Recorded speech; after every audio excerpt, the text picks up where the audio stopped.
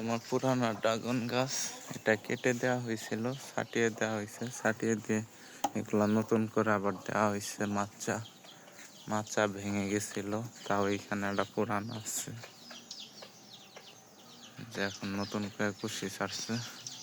আর এইটা হলো হলুদ ড্রাগন, ওইটা লাল, এইটাও লাল, এনে দুইটা আছে হলুদ ড্রাগন। এবার হয়তো ফল আসবে।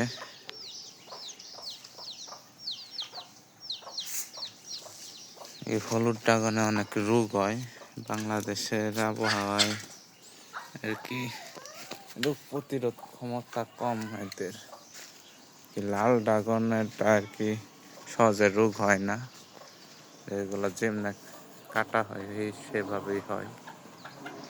অনেক পুরানা গাছ, এটা 2019 সালে লাগানো হয়েছিল, এখন 2026।